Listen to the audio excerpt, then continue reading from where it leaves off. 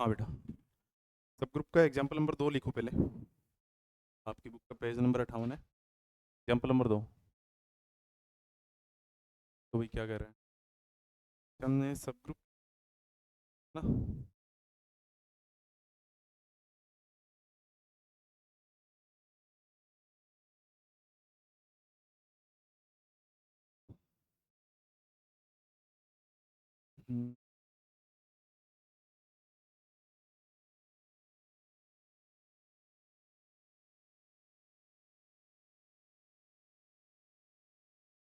Example number 2 करो बेटा। इस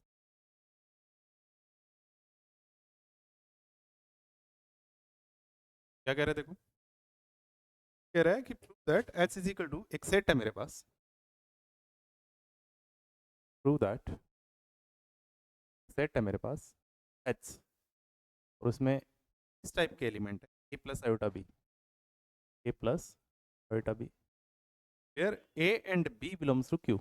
मतलब ए और बी दोनों रेशनल है। ए और बी दोनों क्या है? रेशनल नंबर से लिए समूह है ग्रुप सी प्लस का, सी प्लस का सब ग्रुप है। ठीक बात है। ये हमें प्रूव करना है कि सिद्ध कीजिए कि जो आपका ये सेट है क्या है, क्या है? ये जो एच सेट है ना, वो सी प्लस का एक सब ग्रुप है। तो डेफिनेशन क्या होती है सब ग्रुप की? प्रूफ देखो, ये नोट लगा के लिख लो कहीं आप, तो एग्जाम्पल में लिखोगे तो याद रह जाएगा। ए नॉन वॉइड सबसेट, ए नॉन वॉइड सबसेट, इंग्लिश में लिख दूं हिंदी में लिखूं? हिंदी में लिख देता।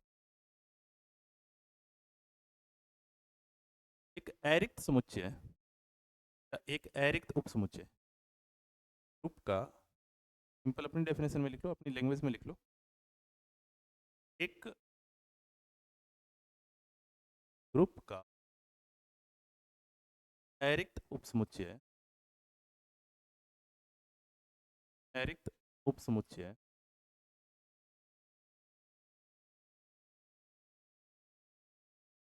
ग्रुप का, ग्रुप जी का मान लो आप, जी का अरिक्त उपसमुच्चय एच, जी का सब ग्रुप होगा, ग्रुप जी का सब ग्रुप होगा, ग्रुप जी का सब ग्रुप होगा, होगा यदि, ये दो बातें याद रखना, अपनी लैंग्वेज में लिख रहे हैं, बुक में ऐसा कुछ है नहीं, कि पहली बात तो ये होना चाहिए कि एच क्या नहीं होना चाहिए? नॉन वॉइड है तो खाली नहीं होना चाहिए। क्या ऊपर लिख दिया आपने तो स्किप कर, देखो नॉन वॉइड सेट होना चाहिए, एरिक्त उपसमुच्चय होना चाहिए, इसका मतलब है कि h does not equal to 5 होना चाहिए। पहली बात तो वो खाली नहीं होना चाहिए, एरिक्त होगा उसी को चेक करेंगे।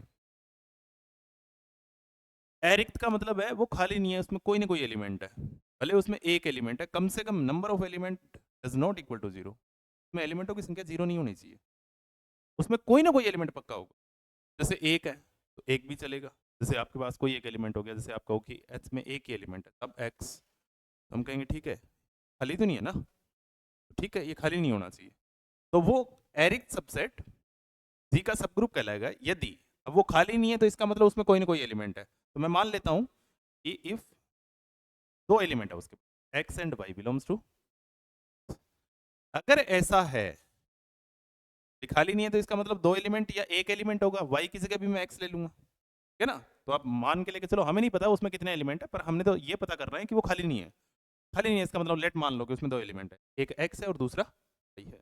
तो एक तो एलिमेंट और दूसरे एलिमेंट का इनवर्स वापस किस में जाना चाहिए? एच में चला जाना चाहिए। अगर ये एच में चला जाता है तो हम कहेंगे एच क्या है? सिंपल सी बात है कि एक सेट होना चाहिए, एक ग्रुप होना चाहिए, उस ग्रुप का एक नॉन वॉइड सबसेट होना चाहिए। अब मेरे पास ग्रुप कौन सा है, मुझे क्या प्रूव करना है कि ये जो सेट है ना, इस प्रकार का जो सेट है वो इस ग्रुप का सब ग्रुप है। इसका मतलब ग्रुप सी प्लस ग्रुप होता है, और सी प्लस ग्रुप है तो सी में नंबर कैसे होते हैं? ए प्लस आयोटा बी, जहां ए और बी दोनों क्या होते हैं? रियल नंबर होते हैं। ए और बी क्या है? रियल नंबर है। अब आप कह रहे हो कि इस क्या ये इसका नॉन वोइड सबसेट है, तो मैं कहूंगा देखो यहाँ ए और बी क्यू के हैं, तो क्यू तो सबसेट होता है ना आर का, क्यू तो सबसेट होता है आर का। तो यहाँ सी में तो क्या होता है, कॉम्प्लेक्स नंबर में तो क्या होता है, इसी प्रकार के एलिमेंट होते हैं ए प्लस आयोटा बी टाइप के, जहाँ ए और बी दोनों क्या होते हैं, रियल होते हैं। यहाँ जैसे √2 प्लस आयोटा √2 प्लस आयोटा √3, जैसे √2 प्लस, एक बार इसको क्लियर कर लेते हैं ताकि आगे दिक्कत नहीं आएगी। क्या ये सी के पास है,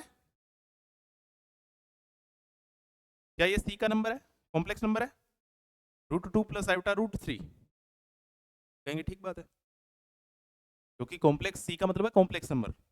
कॉम्प्लेक्स नंबर का मतलब उसमें एक इमेजनरी पार्ट होना चाहिए, एक रियल पार्ट होना चाहिए, रियल पार्ट भी रियल होना चाहिए और इमेजनरी पार्ट जो है वो जो आपने लिखा है वो भी रियल हो।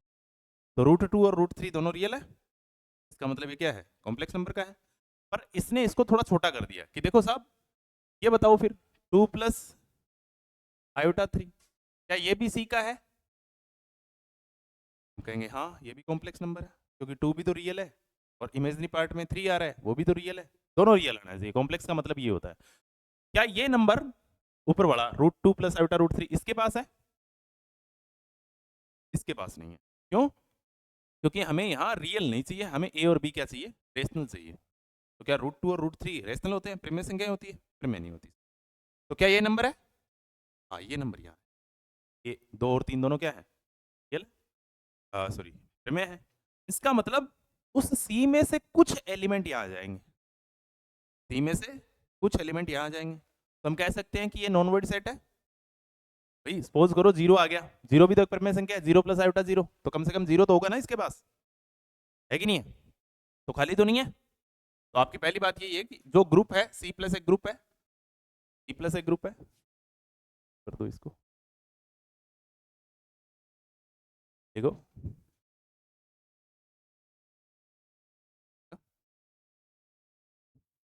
सिंस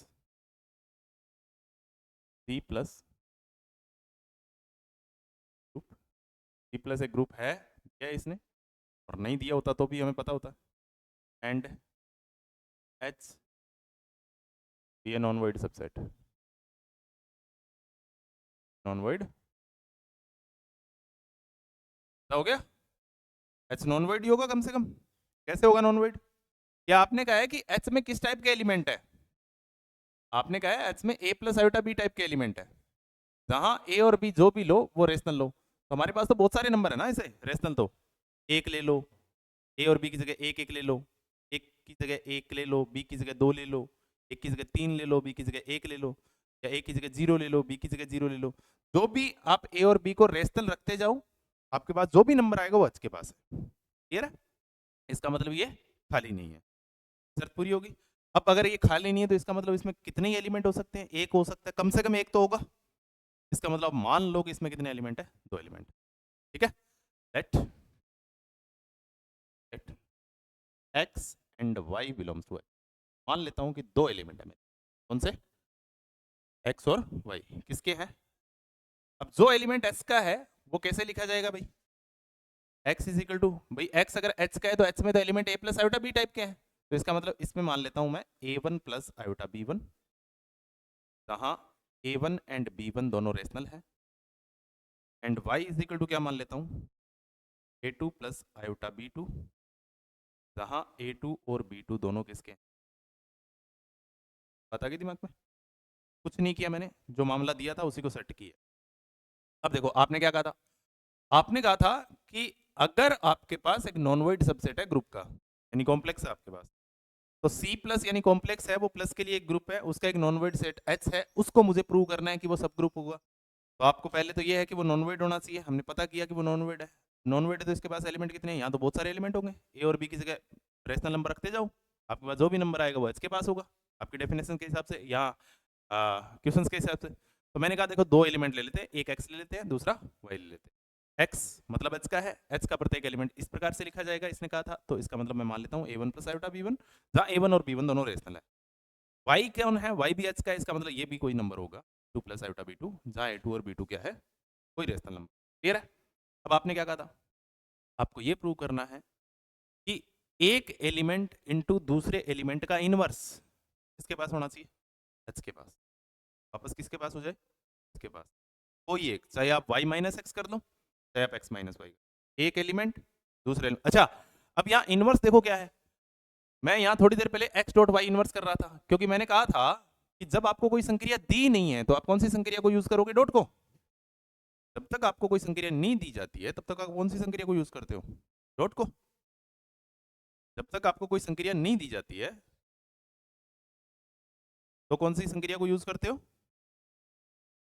कौन सी संक्रिया को यूज करते हो, डॉट को। पर यहां तो संक्रिया दी रखी है ना, कौन सी है, प्लस। तो प्लस के लिए इनवर्स कौन सा साइन काम करता है भाई, आप ऐसे ही तो लिखते हो 5 का गुणन प्रतिलोम क्या होता है, 5 का गुणन प्रतिलोम। गुणन प्रतिलोम इसका मतलब आप लिखते हो 5 इनवर्स यानी 1/5।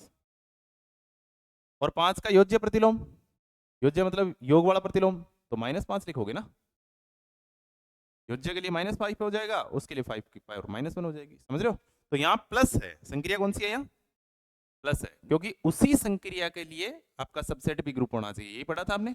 तो इस बार आप प्लस के लिए देख रहे हो, तो इसका मतलब आपको प्रूव क्या करना है, देन हमें चेक करना है x माइनस, समझ रहे हो बात को। डेफिनेशन कैसी हो जाएगी, x डॉट नहीं लगेगा, क्या लगेगा, प्लस लगेगा। एग्जैक्ट क्या होता है, एग्जैक्ट ऐसा होता है x प्लस और दूसरे एलिमेंट का इनवर्स। अब प्लस में साइन चल रहा है तो इनवर्स किससे लिखोगे, -y से, x माइनस वाई, यानी ये क्या हो जाएगा, x माइनस वाई हो जाएगा। ये एलिमेंट किस में जाना चाहिए, वापस h में जाना चाहिए। हम देखते हैं कि वापस h में जाएगा कि नहीं। तो x की जगह क्या है भाई, x की जगह है 1 प्लस आयोटा 1 और -2 प्लस आयोटा, बोलो। अब रियल रियल को अलग कर लो, a1 minus a2 plus iota common ले लो, b1 माइनस b2। क्लियर है। सिंस a1 एंड a2 क्या है, ये सारे नंबर क्या है, रेशनल ही तो है। और जब एक रेशनल में से दूसरा रेशनल घटेगा तो भी तो रेशनल का ही आएगा। और b1 माइनस b2 ये भी तो रेशनल है, तो ये भी तो रेशनल रहेगा। तो इसका मतलब ये कोई एक कॉम्प्लेक्स नंबर बनेगा जिसमें ये क्या होगा, रेशनल होगा, ये भी क्या होगा, रेशनल होगा। अगर आपके पास a plus iota b type का कोई भी नंबर आता है जिसमें a वाला पार्ट रेशनल है, b वाला पार्ट रेशनल है, तो फाइनली वो नंबर कहाँ चला जाता है, h में चला जाएगा इस क्वेश्चन के हिसाब से। तो आपने लेके चले थे x माइनस वाई, और x minus y equal to क्या आ गया आपके पास, आपके पास एक नंबर आ गया। इसको मैं लिख देता हूँ a1 माइनस a2, इसको आप ए कैपिटल ए मान लो, इसको आप कैपिटल बी। जहाँ a1 माइनस a2 की जगह a लिखा है आपने, ये भी कौन है, 200 है, या फिर दोनों को एक साथ लिख दो, ये भी कौन है, क्या h के पास है, सही नंबर तो है h के पास, ऐसे ही नंबर तो है h के पास। LHS बराबर RHS, और RHS शो कर रहा है कि वो h के पास है, इसका मतलब x माइनस वाई LHS जो है वो भी x माइनस वो h के पास है भाई। ठीक है, सिर्फ डेफिनेशन को यूज करना और कुछ नहीं करना सर। ये आपका दूसरा आज नीचे लिख दो, हैंस हैंस h।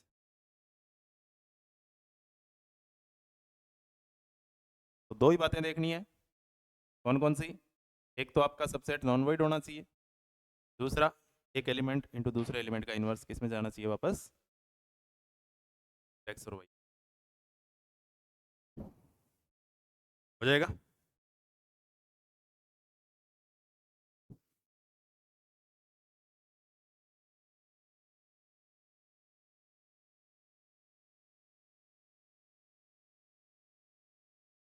ठीक है भाई,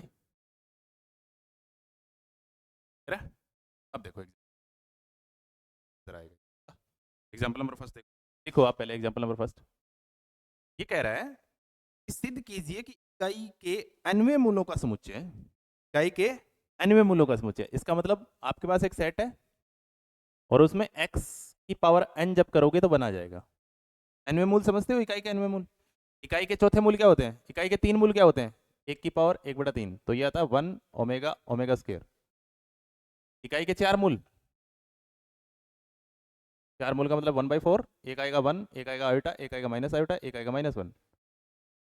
कहा था हमने एक बात लेक्चर में ये बात की थी, जितने मूल होंगे उतने मान आएंगे। इसका मतलब क्या है कि जब मैं 1 की पावर 3 करूंगा तो भी 1 आएगा, ओमेगा की पावर 3 करूंगा तो भी 1 आएगा, और ओमेगा स्क्वायर की पावर 3 करूंगा तो भी 3 आएगा, 1 आएगा। और 1 की पावर 1/4 मतलब इकाई के 4 मूल है, 1 की पावर 1/5 इसका मतलब इकाई के 5 मूल है, 1 की पावर 1/6 के 6 मान आ जाएंगे। समझ रहे हो, जितने मूल होंगे उतने मान आएंगे।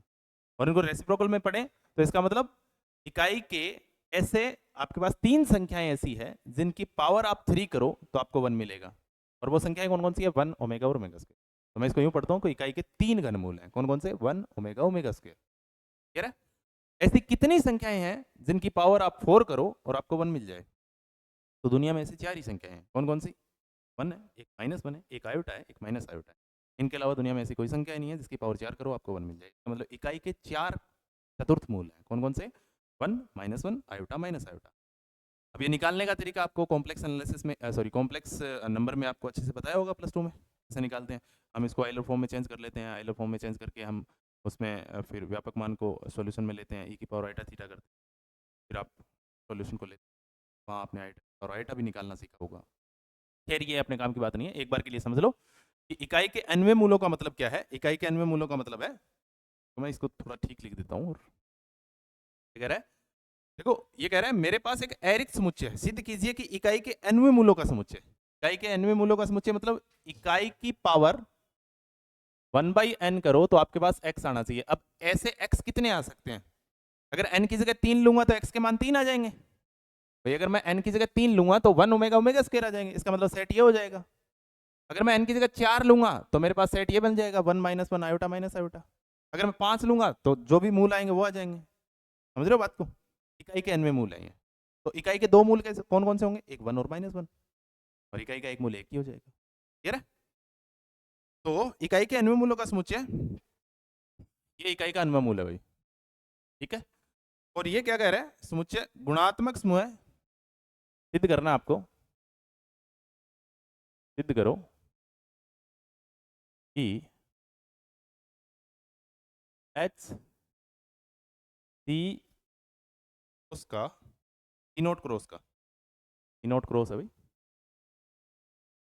सी नोट क्रॉस का सब ग्रुप है। सी नोट क्रॉस का क्या है? सब ग्रुप है। ये सिद्ध करो। ठीक है? तो आपकी क्या शर्तें हैं कि आपके पास पहले तो सेट डिफाइन करो कि वो नॉन वॉइड होना चाहिए। क्या होना चाहिए? नॉन वॉइड होना चाहिए। तो अब देखो आपके पास h इजिकल टू 1 की पावर 1/n है। इसका मतलब h इजिकल टू क्या मिल रहा है मुझे? 1 की पावर 1/n यानी इजिकल टू x आ रहा है। जो भी x आएगा, जो भी x आएगा वो सी नोट का ही एलिमेंट होगा, इसी का तो सबसेट होगा। सही बात है? जीरो थोड़ी आएगा कभी, और कुछ भी आ सकता है। 1 ओमेगा ओमेगा स्क्वायर आ गया था, 1 -1 आयोटा माइनस आयोटा आ गया था। 5 करोगे तो जीरो नहीं आएगा कभी। तो इसका मतलब आपके पास जो भी एलिमेंट आएगा वो सी नोट से ही आएगा। जैसे 1 ओमेगा ओमेगा स्क्वायर 3 मूल आए तो तीनों कॉम्प्लेक्स नंबर से ही थे। 1 भी कॉम्प्लेक्स नंबर का ही एक एलिमेंट है, ओमेगा भी एक कॉम्प्लेक्स नंबर का एलिमेंट है जिसका मान क्या होता है? -1 प्लस आयोटा रूट 3/2। और ओमेगा स्क्वायर का मान क्या होता है? -1 माइनस आयोटा रूट 3/2। क्लियर है? तो सारे कॉम्प्लेक्स नंबर के ही आएंगे। तो यहां से ये मेरे पास एक सेट है, एक एरिक समुच्चय, एक सी नोट का, सी नोट क्रॉस का, तो एक एरिक तुप समुच्चय, एरिक तुप समुच्चय, एरिक तुप समुच्चय। ये आपके पास एक एरिक तुप समुच्चय है। अगर ये एरिक तुप समुच्चय है तो इसको थोड़ा रिवर्स करके पढ़ना कि H के पास एलिमेंट किस टाइप के हैं, कि मेरे पास X टाइप के एलिमेंट आएंगे हमेशा। ठीक है ना? तो X की पावर n इजिकल टू क्या मिल जाएगा मुझे? 1 मिल जाएगा। जैसे आपने कहा था इकाई के 3 मूल क्या होंगे, तो 1 की power 1/3 equal to 1 omega omega square. तो x कौन हो गया? एक तो 1 हो गया, एक y कौन हो गया, यानी x कौन हो गया? ओमेगा हो गया, और दूसरा x कौन हो गया? Omega square. 3 एलिमेंट हो गए। तो यही तो है कि जब मैं ओमेगा की पावर 3 करूंगा तो 1 आना चाहिए, ओमेगा स्क्वायर की पावर 3 करूंगा तो 1 आना चाहिए, और 1 की पावर 3 करूंगा तो 1 आना चाहिए। इकाई के चतुर्थ मूल आपने कहा 1 की पावर 1/4, तो आपके पास 4 मान आएंगे। कौन कौन से? 1 -1 आयोटा माइनस आयोटा, ये h के एलिमेंट है। यानी अगर आप n की जगह 4 लेते हो तो ये एच के एलिमेंट है, यानी 1 की पावर 4 करोगे तो भी 1 आएगा, -1 की पावर 4 करोगे तो भी 1 आएगा, आयोटा की पावर 4 करोगे तो भी 1 ही आएगा, और माइनस आयोटा की पावर 4 करोगे तो भी 1 ही आएगा। तो हम कह सकते हैं इकाई के nवें मूल x आएंगे, x y z जो भी एलिमेंट आएंगे। तो इसका मतलब जो भी आप h का एलिमेंट लो उसकी पावर n करोगे आपके पास वापस से 1 आ जाना चाहिए। समझ रहे हो क्या इस बात को? आप इस बात को यूं समझ के देखो, इस बात को यूं समझ के देखो, मैं n की जगह एक बार 3 ले लेता हूं या 4 ले लो, आप n की जगह क्या ले लो, 4 ले लो, तो इकाई के चतुर्थ मूल क्या हो जाएंगे? आपका सेट मिलेगा इकाई का चतुर्थ मूल, nवें की जगह चतुर्थ हो जाएगा। तो उसमें h में क्या आ जाएगा कि जो भी 1 की पावर 1/4 करो आपके पास जो भी x आएगा वो h का है। तो 1 की पावर 1/4 इकाई के 4 मूल कौन कौन से आते हैं? 1 -1 आयोटा माइनस आयोटा, x के मान यही आएंगे। तो इसका मतलब h में 4 एलिमेंट है इस बार, 1 -1 आयोटा माइनस आयोटा। तो जो भी एलिमेंट h का है उसकी पावर 4 करो आपको 1 ही मिलेगा। क्लियर है? तो मैंने यही लिखा है कि जो भी x आएगा उसकी पावर वापस उतनी करेंगे, n करेंगे, क्योंकि nवें मूलों में है, nवें मूल्य में तो n मान आएंगे, तो इसका मतलब x की पावर n करेंगे तो आंसर क्या आएगा? 1 आएगा। तो ये एक अरिक्त उपसमुच्चय है। क्लियर है? तो इसका मतलब हम क्या मान लेते हैं, और गुणा के लिए करना है तो हम 2 एलिमेंट मान सकते हैं, ये खाली नहीं है, इसका मतलब खाली नहीं है, इसका मतलब लेट 2 एलिमेंट मान लो, एक x और दूसरा कौन है? y। किसके एलिमेंट है? h के एलिमेंट है। x और y दोनों किसके एलिमेंट है? इसी टाइप के एलिमेंट आएंगे, x y z इसी टाइप के एलिमेंट आएंगे। तो एक x मान लो और दूसरा कौन मान लो? y मान लो। किसका एलिमेंट है? h का। इसका मतलब x की पावर देन इंप्लाइज दैट भाई ये इकाई के nवें मूलों के कोई मूल है, इकाई के nवें मूलों के कोई मूल है। इसका मतलब अगर मैं x की पावर n करूंगा तो भी क्या मिलेगा, और y की पावर n करूंगा तो भी क्या मिलेगा, क्योंकि 1 और -1 ऐसे 2 एलिमेंट हो सकते हैं अगर वो 4 थे। समझ रहे हो बात को? उसकी अगर चतुर्थ मूल की बात करते हैं तो पावर 4 करोगे तो आपको 1 मिल जाएगा, तृतीय मूल की बात करते हैं, 3 मूलों घनमूल की बात करते हैं तो पावर 3 करोगे तो 1 मिल जाएगा। सिंपल सी बात है, समझ रहे हो? तो इसका मतलब x और y, x की power n equal to y की पावर। अब हमें क्या प्रूव करना है कि 2 एलिमेंट आपके पास है, तो एक एलिमेंट और दूसरे एलिमेंट का देन v2 प्रूव। हम क्या सिद्ध करेंगे? हम सिद्ध करेंगे कि एक एलिमेंट, अब संक्रिया देखो कौन सी है, मेन ग्रुप के पास क्रॉस है, तो फिर सब ग्रुप में भी वही संक्रिया लगेगी, तो यहाँ भी डॉट आएगा। दूसरे एलिमेंट का इनवर्स किसके पास जाना चाहिए? सिंपल है, ये प्रूव करना है, तो लिखो फिर। आओ, ये सिद्ध करने के लिए हम क्या करते हैं, x डॉट वाई इनवर्स।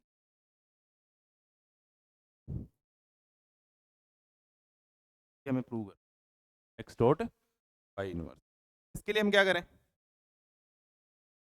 अच्छा एक बात बताओ कि x dot Y inverse h में कब जा सकता है? x dot Y inverse h में कब जा सकता है? भाई x को आपने कहा कि h में चला जाएगा, h का एलिमेंट होगा, कैसे पता किया आपने? आपने कहा कि अगर आप x की पावर n कर दो और आंसर 1 आ जाए, h का है। आपने कहा y भी h का है, इसका मतलब y की पावर n करो, आंसर 1 आना चाहिए। फिर y की पावर n किया और आंसर आपके पास 2 आ गया, तो क्या वो h का होगा? वो इकाई का घनमूल कैसे हो सकता है? वो तो 2 का घनमूल हो गया। समझ रहे हो ना, 2 का अनुमूल हो गया। नहीं समझे क्या बात को? भाई आप यहाँ देखो थोड़ा सा, मैं कह रहा हूँ n की जगह 4 ले लो एक बार, n की जगह 4 लोगे तो क्या के चतुर्थ मूल कौन कौन से आएंगे? रटा रटाया काम है, h इजिकल टू क्या आ जाएगा? h इजिकल टू आ जाएगा 1 -1 आयोटा माइनस आयोटा। आप कहोगे 1 h का है, आप कहोगे -1 h का है, आप कहोगे आयोटा h का है, आप कहोगे माइनस आयोटा h का है। चतुर्थ मूल की बात कर रहे हैं, n इजिकल टू 4 लिखा है, तो इसका मतलब 1 की पावर 4 करोगे तो भी क्या आएगा? 1 आना चाहिए।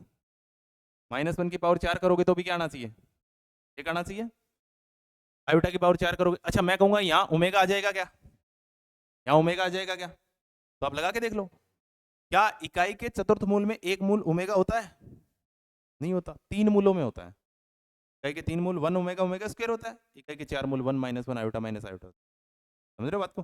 तो इकाई के चतुर्थ मूल आपने कैसे डिसाइड किया कि ये यहाँ नहीं आएगा? तो मैंने कहा ओमेगा की पावर 4 करके देखो, क्या बना जाएगा?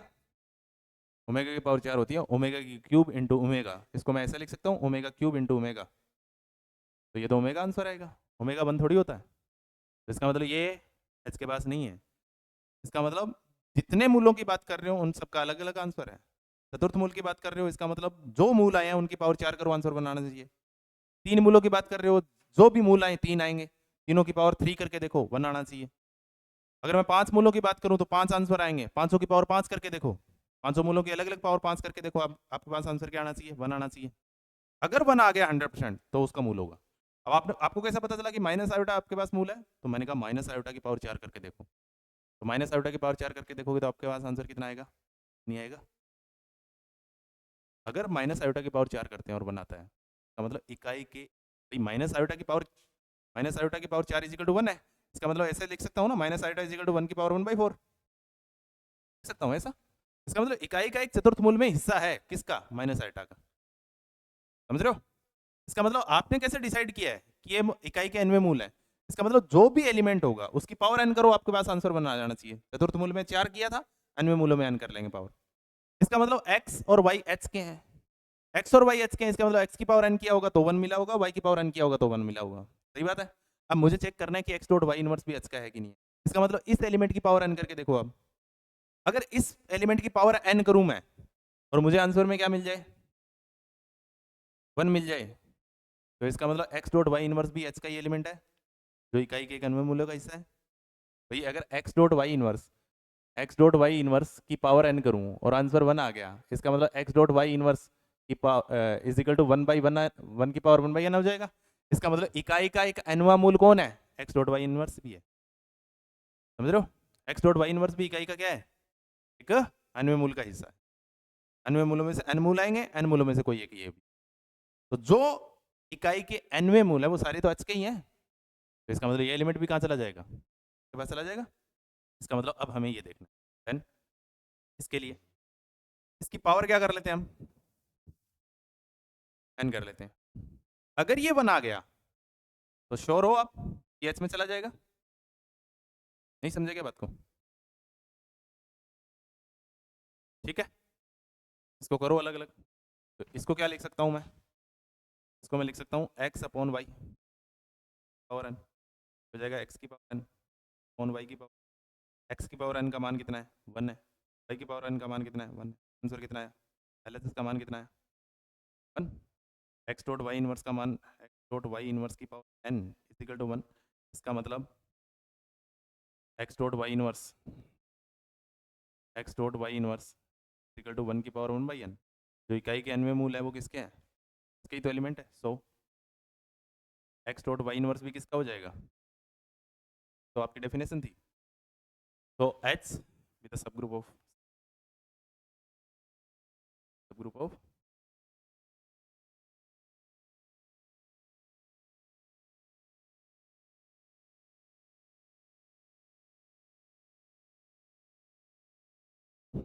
क्लियर है?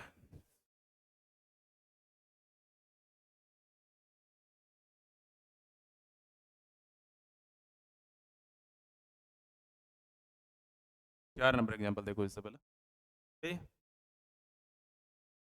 4 नंबर एग्जांपल, एग्जांपल नंबर 4 कह रहा है सिद्ध कीजिए कि एच मैट्रिक्स गुणा के लिए जी का एक समूह है, उप समूह है, यानी सब ग्रुप सिद्ध करना है। जी आपके पास है ए सी, आपके पास 2x2 की कोई मैट्रिक्स है जिसमें ये कह रहा है ए बी सी डी, ये सारे कौन है? रियल नंबर है। और थोड़ा ध्यान रखना कि मैट्रिक्स में जो डायगोनल जो इसकी डिटरमिनेंट बनेगी वो जीरो नहीं होनी चाहिए। A D minus B C does not equal to zero, determinant का मान जीरो नहीं होना चाहिए। और एच में कौन है? में आपके पास ए बी, ये एलिमेंट फिक्स है, जीरो। हाँ ए बी डी जो है वो रियल नंबर है। और यहाँ भी मैट्रिक्स जो डिटरमिनेंट बनेगी उसका मान जीरो नहीं होना चाहिए। मान हमें प्रूव करना है, प्रूव करना है एच इज ए सब ग्रुप,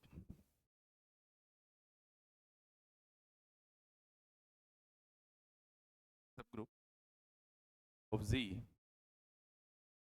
और मैट्रिक्स मल्टीप्लिकेशन।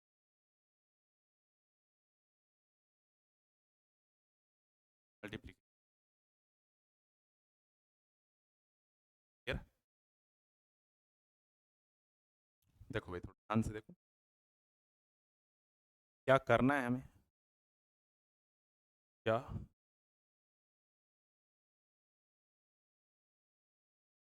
ठीक है।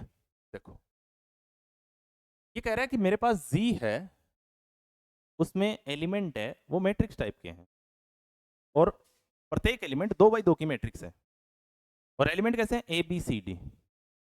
जैसे यहाँ आप कहो कि 1 2 3 4 ले सकता हूँ क्या, तो मैंने कहा हाँ ये रियल होने चाहिए, थोड़ा ध्यान रखना AD minus BC does not equal to 0 होना। जैसे आपने कहा कि 1 1 1 1 ले सकते हैं क्या, तो आपने कहा 2x2 की मैट्रिक्स होनी चाहिए, तो 1 1 1 1 में भी तो 2x2 की मैट्रिक्स है। क्या 1 1 1 1 1 सारे रियल नहीं है, तो मैंने कहा हाँ रियल ही है। तो फिर आगे भी एक रिस्ट्रिक्शन है कि जब आप AD माइनस BC करो वो 0 नहीं आना चाहिए, तो जब आप 1 1 1 1 कर लोगे तो 1 माइनस 1 करोगे 0 आ जाएगा। इसका मतलब ये टाइप की मैट्रिक्स है, ले 2x2 की है, सारे नंबर रियल है, पर ये यहाँ नहीं है। समझ रहे हो जी को। जी ऐसा एक सेट है, जी ऐसा एक ग्रुप है जिसमें 2x2 की प्रत्येक एलिमेंट 2x2 की मैट्रिक्स के फॉर्मेट में है, और सारे के सारे एलिमेंट जो हैं A11 है, A12 है, B11 है, B12 है, सॉरी B21 है, B22 है, ये सारे के सारे रियल हैं, और इनके डिटरमिनेंट का मान 0 नहीं है। क्लियर है। फिर मैंने कहा इसी के एलिमेंट कुछ उठा के मैं यहाँ रख लेता हूँ, तो वो कैसे, मैंने कहा A B, जैसे यहाँ 1 है 2 है 3 है 4 है लिया था, तो यहाँ 1 2 रखो या 0 रखो या 4 रखो, ये एलिमेंट फिक्स कर दिया इस बार मैंने। तो इसका मतलब क्या एलिमेंट यहाँ 0 1 2 0 3 रख सकते थे, तो मैंने कहा हाँ रख सकते थे। तो यही एलिमेंट तो यहाँ आया है, इसका मतलब H be the subset of G and H be the non void subset of G। देखो G के पास क्या ये एलिमेंट है, फिर G के पास ये एलिमेंट है क्या, 1 2 3 4, ये मैट्रिक्स है कोई, है क्या ये, तो मैंने कहा 2x2 की मैट्रिक्स होनी चाहिए जी में, है। मैंने कहा ABCD सारे रियल होने चाहिए, 1 2 3 4 सारे रियल है। मैंने कहा इनका मल्टीप्लिकेशन करो आप, 1 4 माइनस 6 माइनस 2 आ रहा है, 0 नहीं आ रहा है, सारी बातें सही है। इसका मतलब मैट्रिक्स आपके पास जी के पास है, क्या ये H के पास है। अच्छा ये एलिमेंट बताओ ये है क्या जी के पास, तो जी की रिस्ट्रिक्शन में देखो आपने कहा ABCD 2x2 की मैट्रिक्स होनी चाहिए, है। आपने कहा ABCD सारे रियल होने चाहिए, है। आपने कहा AD minus BC 4 minus 2 4 minus 0, क्या 0 आया, नहीं आया, तो पर क्या ये एलिमेंट H के पास है, ये एलिमेंट H के पास है क्या, ये नहीं हो सकता, क्यों, क्योंकि इसमें भी 2x2 की मैट्रिक्स है, इसमें भी सारे रियल है, पर इसमें ये तीसरा एलिमेंट 0 होना चाहिए, तो ये एलिमेंट नहीं है यहाँ, ये जी के पास दोनों एलिमेंट थे। और ये एलिमेंट आपने कहा ABCD सारे रियल होने चाहिए, है। आपने कहा ये तीसरा एलिमेंट 0 होना चाहिए, है। आपने कहा इनका मल्टीप्लिकेशन 0 नहीं होना चाहिए, नहीं हो रहा है भाई, और इसका आंसर आ रहा है। तो इसका मतलब क्या हम कह सकते हैं जी के कुछ एलिमेंट, जी में बहुत सारे एलिमेंट है, जी में से कुछ एलिमेंट उठाए और मैंने किस रख दिए, तो क्या हम कह सकते हैं H be the non void subset of G. सी बात है, देख लो एक बार। पहली बात तो सब ग्रुप प्रूव करने के लिए ये होता है, ये नॉन वॉइड सबसेट होना चाहिए। प्रूफ देखो इसका, प्रूफ देखो इसका,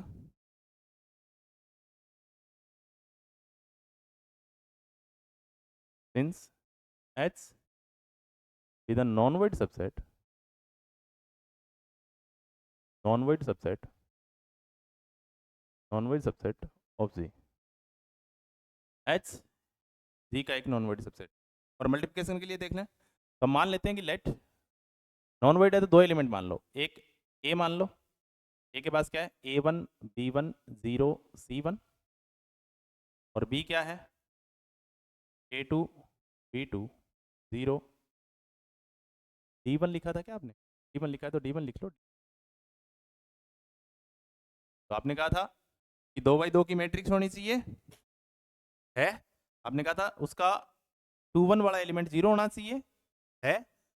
तो यहाँ आप लिख दो कि A1 D1 does not equal to 0 and A2 D2 does not equal to 0, क्योंकि आपने माना है कि A और B दोनों किसके हैं, A और B दोनों किसके हैं, कम्स टू, आपने मान लिया। अगर ऐसा है तो फिर आपको क्या प्रूव करना है, एक एलिमेंट और दूसरे एलिमेंट का इनवर्स, और संक्रिया में रख दो, वापस किसके पास जाना चाहिए, तो कौन सी संक्रिया है यहाँ, इसने कहा मल्टीप्लिकेशन, मल्टीप्लिकेशन का मतलब डॉट है, देन V2 प्रूव। तो हमें सीधे क्या करना है, एक एलिमेंट इंटू दूसरे एलिमेंट का इनवर्स। तो दूसरे एलिमेंट का इनवर्स कैसे लिखोगे? बी इनवर्स, क्योंकि यहाँ डॉट ही है, मल्टीप्लिकेशन का है इसने। ये किस में जाना चाहिए वापस? एच में जाना चाहिए। अब अगर यार सिंपल एलिमेंट होता तो मैं इनवर्स बता देता, जैसे 5 का इनवर्स क्या होता है गुणा के लिए? 1/5। 6 का क्या होता है? 1/6। पर यहाँ तो मैट्रिक्स है ना, मैट्रिक्स है तो मैट्रिक्स का इनवर्स निकालना पड़ेगा। तो मैट्रिक्स का इनवर्स निकाल ए और बी इनवर्स। तो पहले बी इनवर्स निकालो कौन है। बी इनवर्स क्या होता है? Adjoint of B. जिस भी मैट्रिक्स का आपको इनवर्स निकालना होता है उसका फॉर्मूला होता है adjoint of B on determinant of B. ये फॉर्मूला है adjoint of B on determinant of, adjoint of B on determinant of. अब बी इनवर्स निकालना है तो सिंपल सी बात है, 2/2 की मैट्रिक्स निकालने के लिए सूत्रम होता है कि अगर 2/2 की मैट्रिक्स आ जाए और उसका एडजॉइंट निकालना है आपको, तो कैसे निकालोगे? तो आपको क्या करना होता है, मैन डायगोनल के एलिमेंट को चेंज करो और सॉरी अदर डायगोनल, जो मैन डायगोनल है, मैन डायगोनल ये होता है मुख्य विकिरण और ये अन्य विकिरण है। तो मुख्य विकिरण के तो एलिमेंट चेंज कर दो और अन्य विकिरण जो है उसके साइन चेंज कर दो एलिमेंटों। ठीक है, तो एडजॉइंट ऑफ बी क्या हो जाएगा? एडजॉइंट ऑफ बी को मैं ऐसे लिख सकता हूँ, एडजॉइंट ऑफ बी हो जाएगा आपके पास D2 और यहाँ आ जाएगा A2 और यहाँ आ जाएगा, इन दोनों का साइन चेंज कर दो तो -B2 और 0 का तो क्या ही साइन होता है अपॉन में determinant of B. Determinant of B क्या आ जाएगा कि इसको हल करो डिटरमिनेंट को, तो डिटरमिनेंट ऐसे ही हल होता है A2 D2 -0, तो ये हो जाएगा 8। ये रहा, तो ये आ गया आपका बी। कौन आ गया? बी। अब आपने कहा है ए डॉट बी इनवर्स को मल्टीप्लाई करो और फिर देखो कि वो एच के पास जा रहा है कि नहीं जा रहा। Now dot B inverse, a dot, a एक मैट्रिक्स है में A1 B1 0 E1 और बी इनवर्स में क्या है? ये है 1/A2 D2 और ये भी एक मैट्रिक्स है तो ये है D2 -B2 0, ये तो स्केलर है, बाहर आ जाएगा 1/A2 D2 और मैट्रिक्स को मैट्रिक्स से मल्टीप्लाई करो A1 B1 0 1, ये मैट्रिक्स इस मैट्रिक्स से मल्टीप्लाई -B2 0 1/8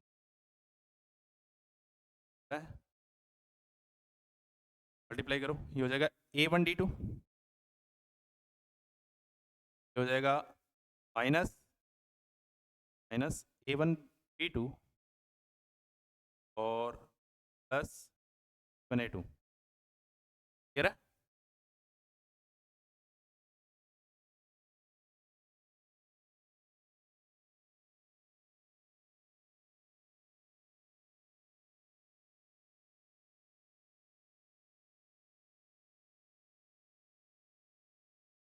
चलो आप इसको इससे मल्टीप्लाई करो, ये हो जाएगा 0, तो इससे मल्टीप्लाई करो, ये 0 A2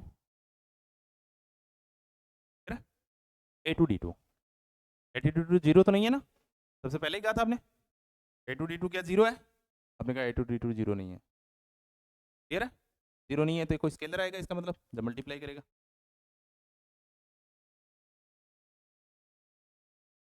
अब देखो A1 D2, A1 कौन था? A1 कोई रियल नंबर था। D2 कौन था? D2 भी कोई रियल नंबर था। तो रियल रियल से मल्टीप्लाई करें, रियल ही आए। और A1 B1 A2 B2 सब रियल थे तो ये भी रियल है। तीसरा एलिमेंट 0 भी आ रहा है, तीसरा एलिमेंट क्या आ रहा है? 0 भी आ रहा है और ये एलिमेंट A2 D1 भी क्या आएगा? रियल ही आएगा। तो देखो जब ये स्केलर है तो अंदर मल्टीप्लाई कर लेगा, 1/समथिंग है, ये अंदर मल्टीप्लाई कर लेगा तो आपकी मैट्रिक्स कुछ ऐसी दिखेगी। फाइनली जो आपको मैट्रिक्स दिखने वाली है वो ऐसे दिखेगी A1/A2, क्योंकि ये इससे मल्टीप्लाई करेगा D2 कैंसिल आउट हो जाएगा, माइनस A1 प्लस 1A2 से भी डिवाइड कर लेगा, 2D2 हो जाएगा, पूरे नंबर से डिवाइड 2, इससे डिवाइड करेगा 0 हो जाएगा, इससे डिवाइड करेगा तो 1/D2। ये है आपका A डॉट बी इनवर्स। अब देखो आपने कहा था कि ये H के पास आना चाहिए, तो H के पास आपने कहा था कि 2/2 की मैट्रिक्स आएगी, तो क्या 2/2 की मैट्रिक्स है अब तक? ठीक बात है। आपने कहा था कि सारे अंदर वाले नंबर रियल होने चाहिए, तो रियल ही तो है यार। भाई A1 अगर रियल है, A2 अगर रियल है, तो रियल में रियल को डिवाइड करोगे, रियल ही तो आएगा, आयोटा कहाँ से आ जाएगा? तो सारे एलिमेंट रियल ही है। आपने कहा था तीसरा एलिमेंट जीरो आना चाहिए, यानी 2 1 वाला एड्रेस वाला जीरो आना चाहिए, जीरो ही तो आ रहा है। फिर आपने कहा था कि इनका जो आप मल्टीप्लाई करो वो जीरो नहीं आना चाहिए, जो डिटरमिनेंट का मान आना चाहिए वो जीरो नहीं आना चाहिए। अब यहाँ से इसके डिटरमिनेंट का मान क्या आएगा? A1 D1 upon A2 D2। क्या ये जीरो हो जाएगा?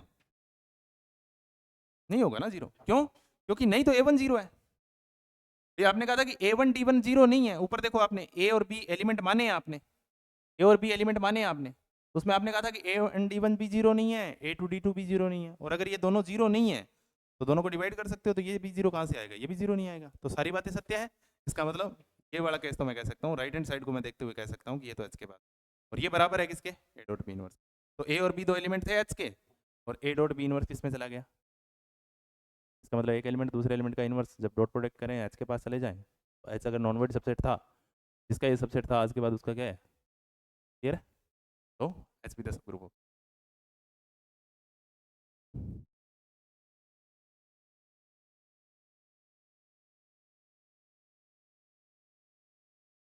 क्लियर है? हो जाएगा। अब इसमें एक 5 नंबर एग्जाम्पल आप मुझे करके दे दो तो अच्छी बात है, तीसरा मैं करवा दूंगा।